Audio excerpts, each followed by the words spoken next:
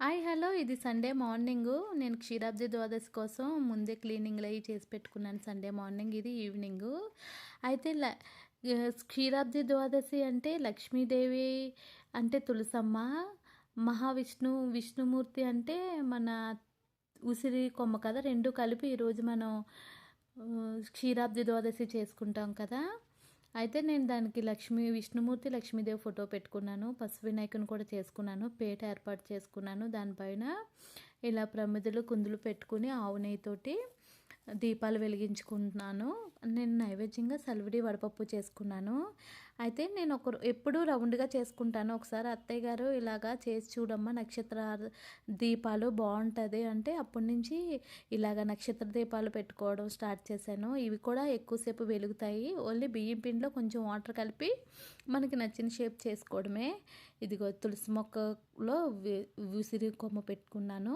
And తర్వాత ఆవు నెయ్యి వేసుకుని ఆవు నెయ్యి తడిపి పెట్టుకున్న ఒత్తులన్నీ ఇలాగా ప్రమిదల్లో బియ్యం పిండి ప్రమిదల్లో ఇలా పెట్టుకుంటున్నాను. ఇప్పుడు ఇలాగ అలవాటు అయిపోయింది. నెక్స్ట్ ఉసిరి దీపాలు కూడా పెట్టుకున్నాను. ఇదండి ఇప్పుడు పూజ స్టార్ట్ చేయాలి. మా పెద్ద అబ్బాయి తీసాడు వీడియో. అయితే కొంచెం ఆ సండే అవడం వల్ల హస్బెండ్ కూడా ఇంట్లో ఉండడం వల్ల బాగా సపోర్టివ్గా ఉండడం వల్ల కొంచెం తొందరగా అయింది పూజ. పూజ అయితే ఇలా అవుతుందండి. అవుతూ ఉండగా సడన్గా మబ్బు వేసి ఫుల్ వెదర్ అంతా చేంజ్ అయిపోయింది. పాపం ఆయన చేతితో అడ్డు పెడుతూనే ఉన్నారు. నేను దీపాలు వెలిగించడం, ఆయన పాపం అడ్డు పెట్టడం గాలికి. కొంచెం సేపు అలా ఆగింది. అప్పుడు మంచిగా దీపాలు అవి పెట్టుకుని కొంచెం అష్టోత్తరాలు అవి చదువుకుని మంచిగా పూజ అయితే స్టార్ట్ చేసుకున్నాను. నైవేద్యంగా నేను డేట్స్ ఇంకా అటుకులు పెట్టుకున్నాను. మన ఇష్టం ఏమైనా పెట్టుకోవచ్చు. అంతే అండి, ఇలా జరుగుతుంది పూజ. అండ్ కాసేపటికి దీపాలన్నీ వెలిగించుకున్నాను ఒక ప్లేట్లో పెట్టుకుని.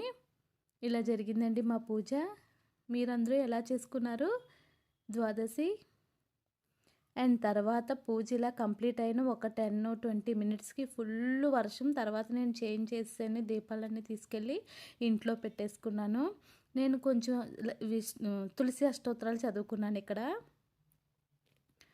ఇలా జరిగిందండి. ఎవ్రీ ఇయర్ ఇదే ప్రాసెస్లో చేసుకుంటాను నేను. ఇంట్లో కూడా పూజ అయిపోయింది. మీరందరూ ఎలా చేసుకున్నారండి ద్వాదశి? నా పూజా విధానం చూశారు కదా. నచ్చితే ఒక లైక్ చేయండి. హడావిడి పూజ టెన్షన్తో ఇలా జరిగిందండి. Okay, take care, bye.